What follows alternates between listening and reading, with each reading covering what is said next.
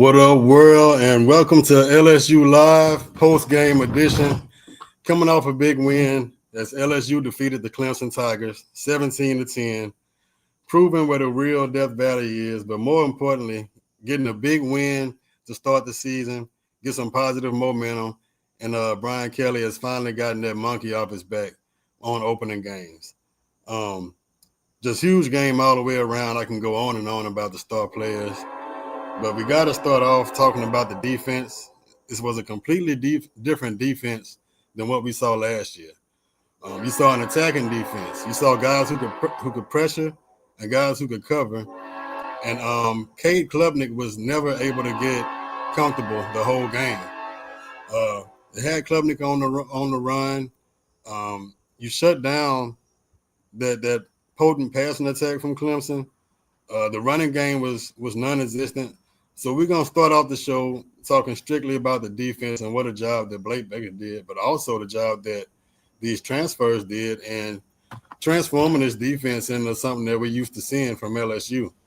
Beyond the defense, you saw a balanced offense. You saw an offense that leaned on the run early and often. The whole game, the run game was a critical aspect of the offense. They never strayed away from it for too long.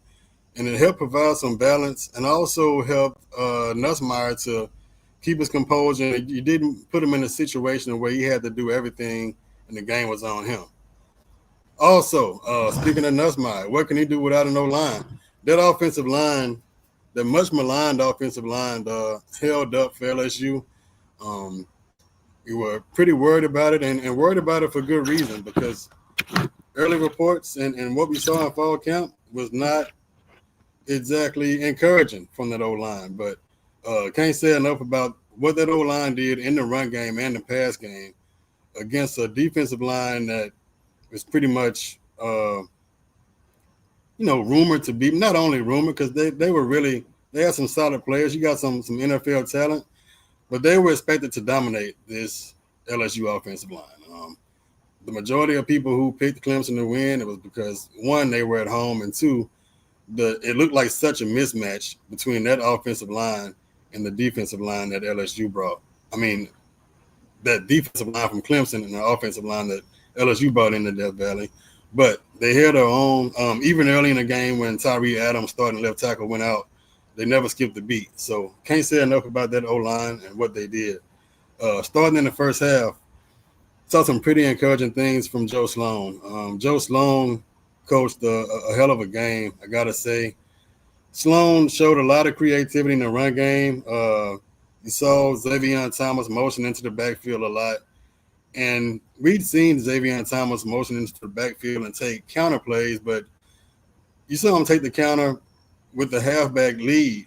So Caden Durham turned into a fullback, which we thought fullbacks were a stink, but here we are with a 200-pound running back playing fullback, and it worked multiple times. Clemson wasn't prepared for it. It was a nice wrinkle that Sloan threw in there, and it paid off for him. Joe Sloan was in his bag that first half. Not only did you see some wrinkles in the run game and different ways to get Thomas involved and different ways even just to hand it off and get Durham involved the way it wasn't simple inside-outside zone, but you also saw some creative screenplays.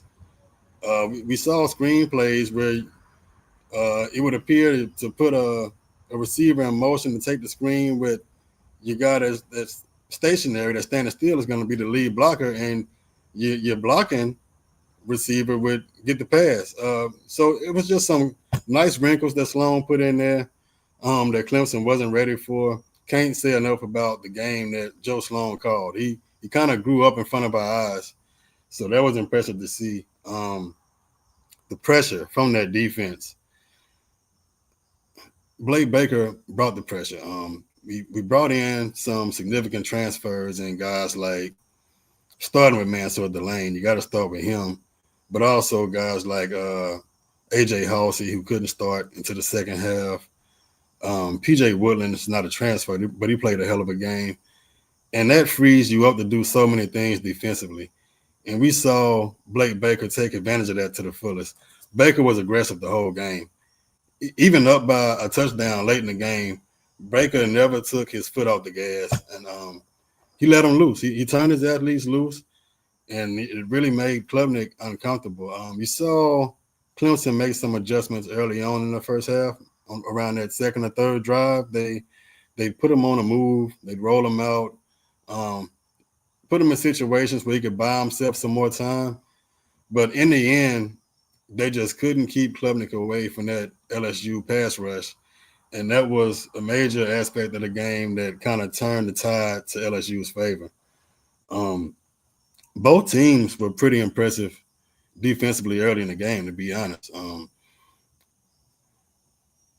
LSU was impressive, but Clemson also, they were all over the field. You had some good runs on that first drive, but Clemson made it tougher to run.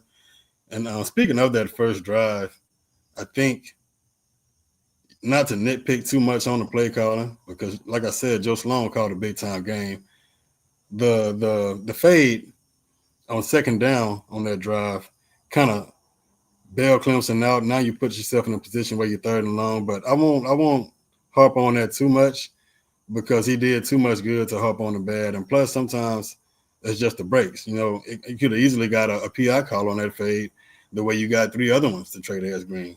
So all in all, great game called by Joe Sloan. And the first half kind of played out like a seesaw. It was back and forth. You'd see some good plays, mainly defensively, but a few offensively too. But neither team was able to sustain drives that much. Culminated in the one good drive for Clemson where they drove down the field and got 7. LSU drove down the field and had a chance to get 3. But in true LSU fashion, you went for it. And that was kind of like a hallmark of LSU in 24. So you almost expected them to go for it, whether you wanted them to or not. So you go for it and you don't get the opportunity to add 3 points at the end of the half to make it a 10-6 game. And you go into the half at 10-3.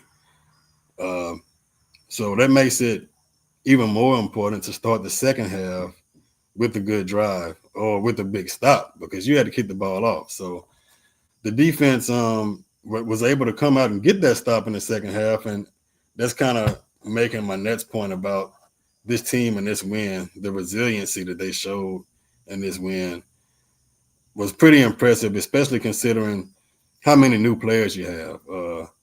You got at least 15 transfers, and a lot of these guys came in some pretty critical roles, starting roles. You see the first play of the game, Patrick Payton tips the ball to stall out a Clemson drive. But you had a lot of new players, and to show that kind of connection with each other, you didn't have many communication breakdowns in the secondary. It just was a really resilient effort that they put out there.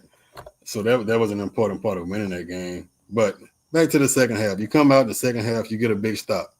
And that's huge because you don't want to go down 17-3 on the road at Clemson and not only going down, but losing all the momentum.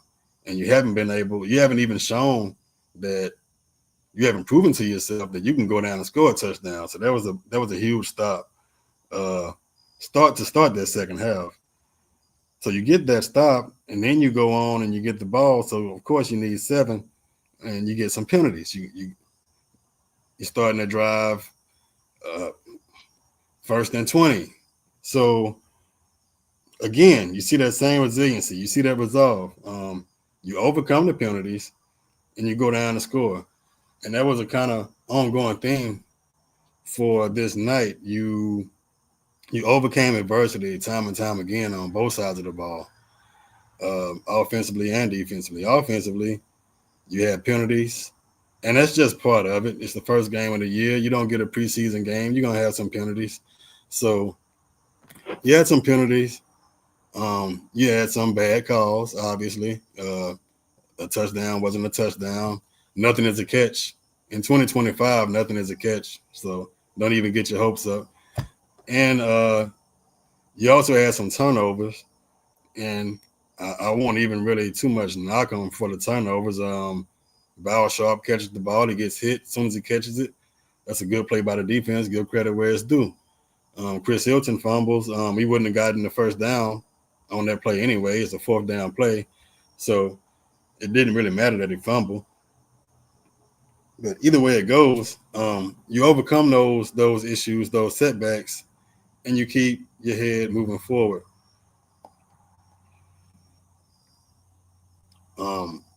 Moving forward in that second half, Clemson was just never able to get on track. I got to give credit to that front four from LSU coming into the game.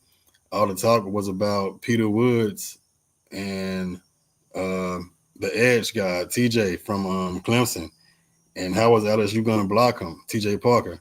How was that O-line going to hold up? But it was LSU's defensive line. Now, they had some help. You had some blitzing going on too. But even when you didn't blitz, those guys were aggressive. They were good enough to field. Gooden, your transfer DT from USF. McKinley at D tackle. Both of those guys were getting up the field. They were disruptive. Patrick Payton was disruptive. And Blake Baker was just relentless and sending linebackers, whether it was Weeks, Perkins, sending Woodland on the cornerback blitz. They never allowed Clemson to get comfortable or Cade Klubnik to get comfortable in this game. So when you get down to the end and Clemson has a chance to come down and tie it, you're not overconfident, but you kind of got some faith in your defense at that point. So let's look at that last drive. So Clemson's last drive, they're down 17-10. They got one more chance, and you got possibly the first quarterback to come off the board in 2026 in Klubnik. Tamarcus Cooley played a great game, but he missed a tackle out in the flat, and that allows Clemson to get a big play down the field. Play after that, get another little pass out in the flat, and they're just dinking and dunking, trying to take the easy receptions and get up the field. Weeks makes the tackle on the next one. You almost get another interception when P.J. Woodland, one of the unsung heroes of the game, P.J. Woodland steps in front of a pass, gets it tipped up in the air, but they couldn't quite catch it. So you got one more down. It's fourth down. What are we expecting? What else would you expect at this point in the game? You expect pressure from LSU. And, of course, Blake Baker sends the pressure again. You forced an early throw, an erratic throw, an incompletion, and the game is essentially over at that point. So we just can't say enough about how significant this win is. Outside of this season, this win is big for Kelly and probably for his job security, to be honest. You know, we don't want to get carried away and make a situation something that is not. But in reality, if Kelly loses this game, that forces him to have to go through the SEC schedule, losing only one game. Because you lose two, now you got 3 losses total. And if it's anything like last year, you're not making the playoffs. So let's say he doesn't make the playoffs. I don't think he'll get fired in 2025, but you're rebuilding in 2026. You lose a first-round quarterback. You're losing some receivers. You're losing Perkins, multiple starters on defense. So nobody's expecting a playoff run next year. You don't even know who your quarterback is going to be. So even if this game doesn't lead to bad news in 25, this could put him on the hot seat for 26, and then he's out of here. So the significance can't be ignored. It can't be understated as far as how important this game was for Kelly. Now, for LSU, it gives you a little bit more wiggle room. You're just going to celebrate this win. This was a huge win, top 10 win. This is going to be a resume builder, but you got Florida in 2 weeks coming to the real Death Valley. So you can't get too caught up in this win, but if you lose to Florida, it's not the end of the world. It's just it gives you a second to breathe. You can celebrate, and you don't have to be perfect for the rest of the way. And you also look at the rest of the SEC. You look at what happened to Alabama, and things don't look so bad. Like that trip to Tuscaloosa, it's still a trip to Tuscaloosa. It's not going to be a cakewalk, but it doesn't look like it's insurmountable. It doesn't look like a situation where it's going to take a miracle to go in there and get a win. They look pretty mortal today against Florida State. So let's move on to the keys to the game. The last word on sports, y'all check me out. Last word on sports, read my work.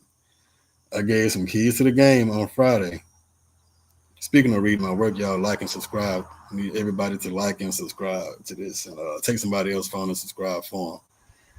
So those keys to the game I talked about, of course, started with O-line play, and the O-line was solid.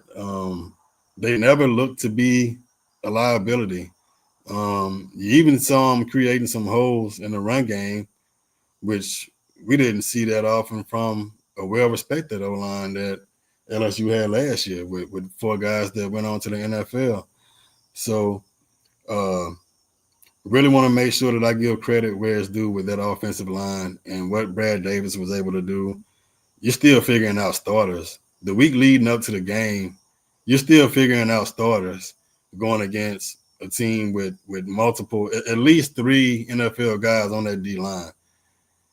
And not only were they not a liability, I'd say they were a strength. In the run game, in the pass game, they kept Nussmeier clean. Now, it helps when Nussmeier has a year of experience and he has answers for what he sees as far as coverage, for what he sees as far as pressure. But the offensive line really held up, and I got to give them credit, but I also got to give some credit to Joe Sloan for putting them in that position. The better you're able to run the ball, the better effort you're going to get from that offensive line. The next key was containing Cade Klubnik. Klubnik, like I said, this is a guy that's going to be a first-round pick. He might even be the first pick to go, the first quarterback to go in the draft. And let's look at Klubnik's numbers. Klubnik was 19 of 38 for 230 yards, no touchdowns, and an interception. So that's a 50% completion rate with no touchdowns and an interception with 3 NFL guys. I know Williams got hurt, but okay, let's say minimum 2 NFL guys out at wide receiver. So that's a huge game for that LSU defense. You contain Klubnik. Running the ball, he had 1 yard after sacks, but even without the sacks, he didn't really hurt you that much running the ball. Now, he bought some time and made some plays, but you held him in check. So the quarterback battle went to Nussmeier easily. And when you shut down a team like Clemson's quarterback, you pretty much got the game won because they didn't have a rushing attack that could threaten you. So that was huge. My next key was the D-line was going to be disruptive for LSU, and they were. That defensive line, like I said, Gooden, McKinley, Payton, Pyburn, all these guys were in the backfield, and they were relentless. And, yeah, they got some help. You also had a lot of blitzes called. Probably 3 out of 4 passing plays, Blake Baker was sending extra guys, but that caused one-on-ones for the D linemen. And when they got their one-on-ones, they won them. So that's what you want out of a D line. And you also saw that defensive line keep guys like Harold Perkins and Will Weeks clean and able to make plays. Perkins, can't say enough about him.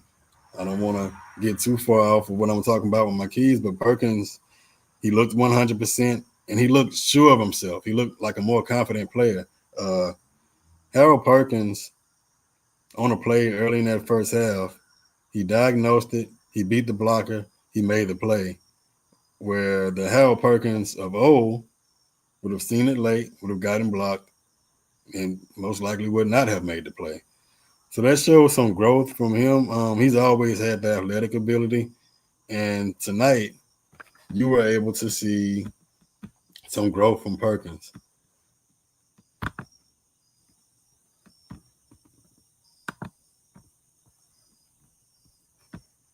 And we got a few shout outs in the comments from Jackson Johnson, voice of college football for Alabama. What's up, Jackson? The LSU Tiger Nation is rolling strong tonight. They're riding high. You better believe that. Tell your friends and family the cashiers of Publix the magic that Lewis brings on LSU Live. Thanks again, Jackson, for the shout out.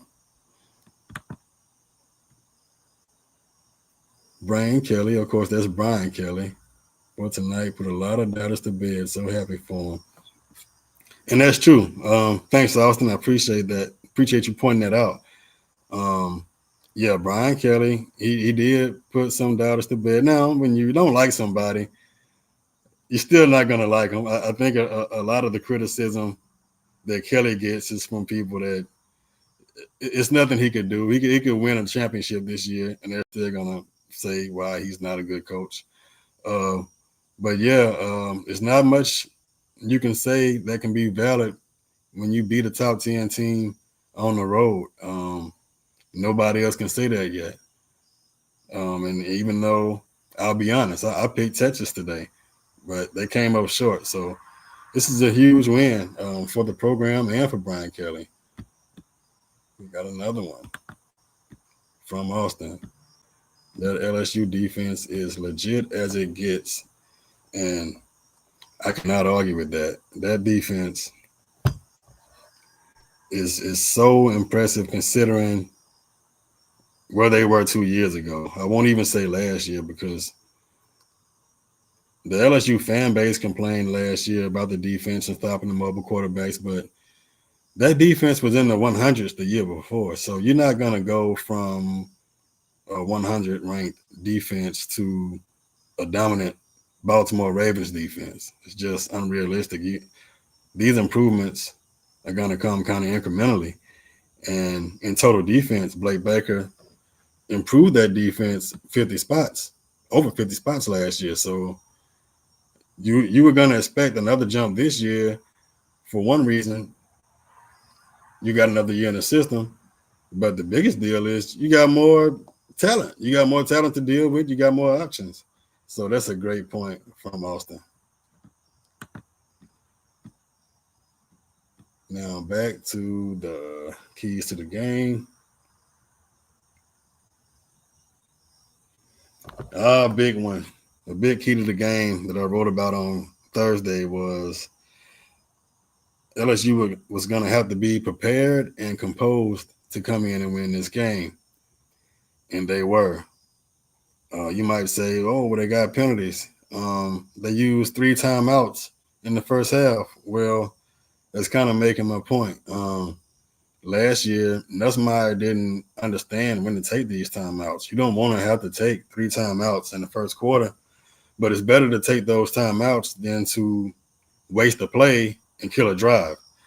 So, yeah, it wasn't as sharp as what you wanted to be, but these things are just first game problems. It's the kind of thing you get in the first game. It's not going to be completely crisp. You're going to have some breakdowns. You're going to have some penalties, some false starts. You're going to line up wrong. You're going to go in motion when you came to the line, lined up on the line. You're going to have some of those mishaps, but that's just part of it for any team. For the most part, they were prepared, and man, were they composed. Like, I can't say enough about their composure. When you look at some of the things they overcame to win this game, like I said, you had some drives where you were kind of put behind the 8 ball with penalties. You had a touchdown taken off the board. Time and time again, you had reasons to kind of fold it up and say, hey, maybe this just ain't my night. But they hung in there. They kept their composure, and they made the plays when they had to. On the opposite side of the ball, that didn't happen. So you got to give credit to LSU, and you also got to give credit to that coaching staff for preparing them. It starts at the top. And you develop chemistry with your teammates, but you got to have some leadership. And I got to give Kelly, Sloan, Baker, Brad Davis, Corey Raymond. How about these cornerbacks? How many times did we see a blitz from Blake Baker last year that gave an opposing quarterback maybe 2 seconds to throw, and he still gets it out and gets a completion? Well, this year he got that ball out, and that ball was tipped, or even worse, that ball was picked off. So can't say enough about the development of that cornerback room. What we saw out of Mansour Delane, what we saw out of PJ Woodland, and we can't stop there. They didn't even throw at Ashton Stamps. Pickett got some good run. That cornerback room is light years ahead of where it was last year, and that's one of the things that frees up Blake Baker to do so many different things defensively.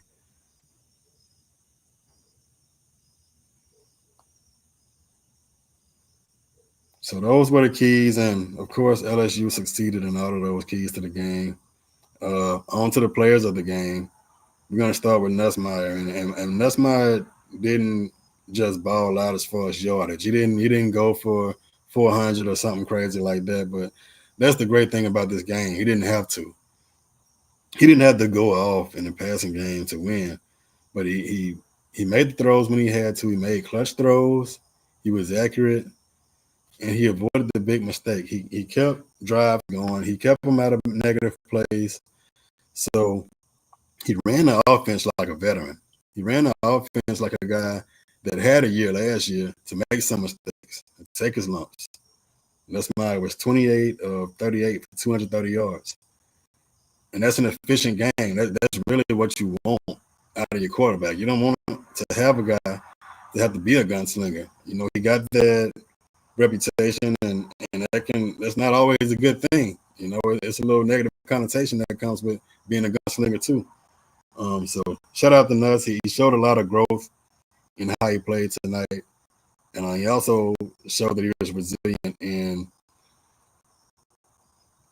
taking what the defense gave him, even when he understood that could mean the end of a drive.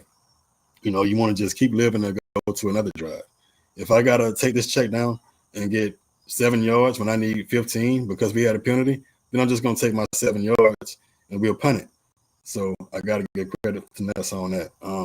Second player of the game, Mansour Delane, transfer cornerback out of Virginia Tech. And I, for the life of me, cannot figure out why Clemson kept throwing at him. I watched Clemson play Virginia Tech last year when Delane was there, and they didn't really go at Delane that much. And tonight, you saw time and time again, and maybe it was the pressure, and he was just throwing it to the first direction that, I don't know, maybe it was instinctive, I don't know. But they kept throwing at Delane, and they never got anything on him. You saw pass breakups. You saw just balls sailing over the receiver's head. And finally, you saw a pick, and this wasn't in man coverage. But look, if you're in trouble and you're going down or you're getting pressured, don't just throw it up for grabs over there. But, you know, I cover LSU, so cool. I'm cool with that. I'm cool with you throwing it over there. Delane got the pick, played an outstanding game, and he proved that he's not just the savvy vet that's going to bring some confidence to the room. He proved that he's a number one cornerback.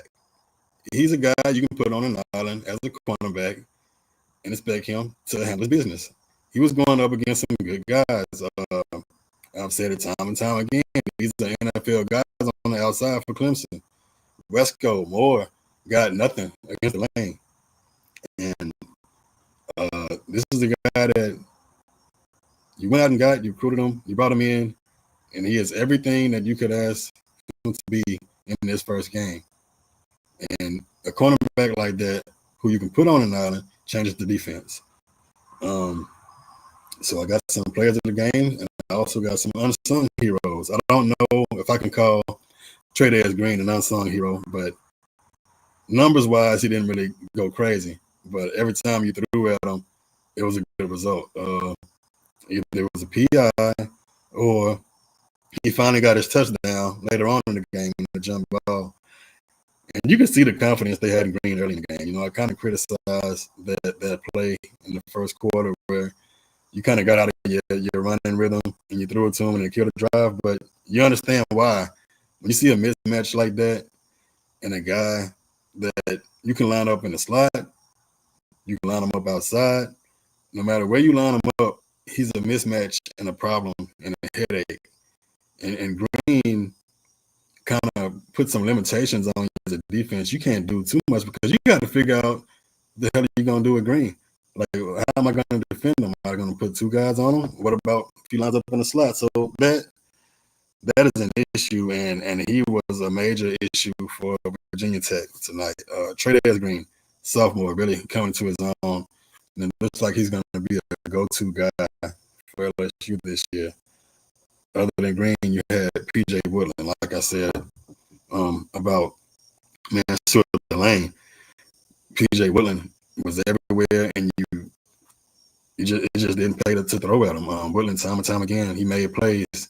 You had the one play late in the game where he strips the ball late and they called it a catch. Yeah, that's a catch, but considering one catch out of, 5 targets at him, I'll take that. That's a pretty good percentage for a defensive back. So P.J. Woodland, one of the unheralded guys on the defense. He played a big time game, and he showed some versatility too. Because this guy was blitzing at probably 170 pounds. He's blitzing and sacking the quarterback. That was a big play early in the game. To kind of kill the momentum and kill the drive from Woodland. Another unsung hero of this game. We talked about how important balance was for LSU. And Caden Durham was a big part of providing that balance. Xavier Thomas, I got to give him credit in that too, as well as Juwan Johnson, who's bounced around from quarterback and everything else. But Durham was the workhorse. You saw first play of the game, he makes something out of nothing. He's just a back that's going to get whatever's there and some more. Like, he can create. He can create some yardage where it doesn't initially look like there is any. And he can do it in a patient way. He's a very patient runner. It's pretty fun to watch. But Durham had 17 rushes for 74 yards. And it's just the best thing about those 74 yards is it wasn't like a big explosive play. I kind of harped on explosive plays last week and how you needed that, but these were drive-sustaining plays. These were yards that made third down manageable. These were yards that kept LSU ahead of the chains. So can't say enough about Caden Durham. And on that note with Durham, just the rushing attempts in general, LSU had 31 rushing attempts in this game.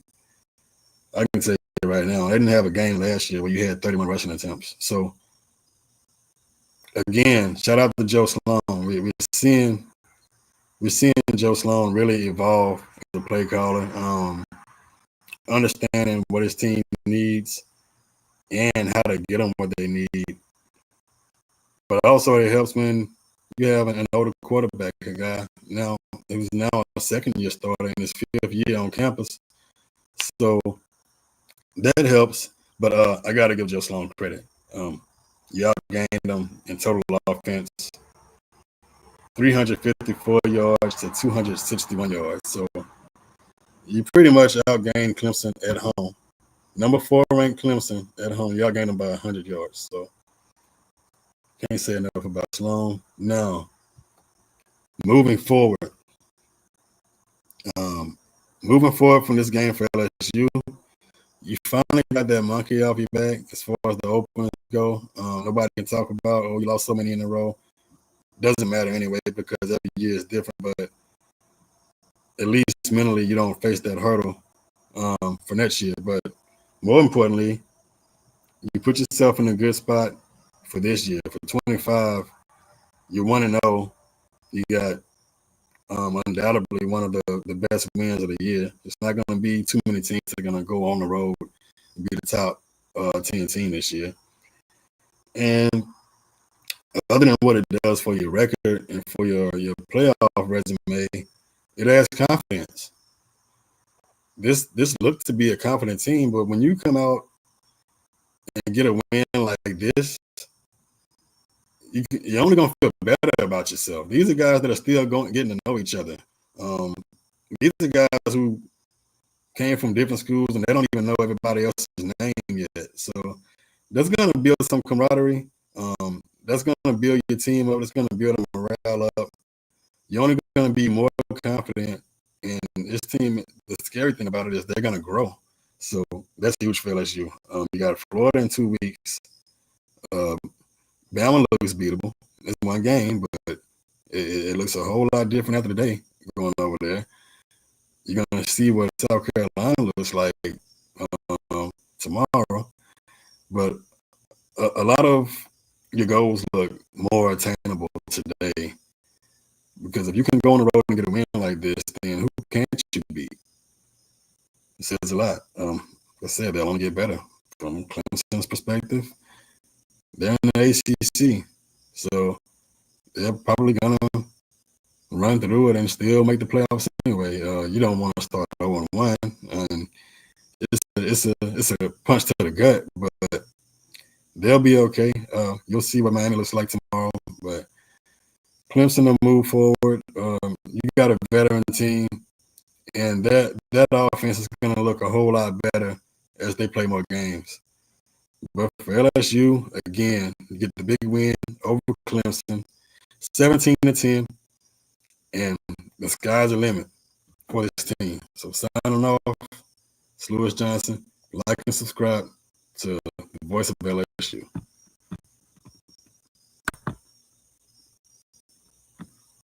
College football is even more exciting when you've got some action on the line, and the games are even better when you're cashing in.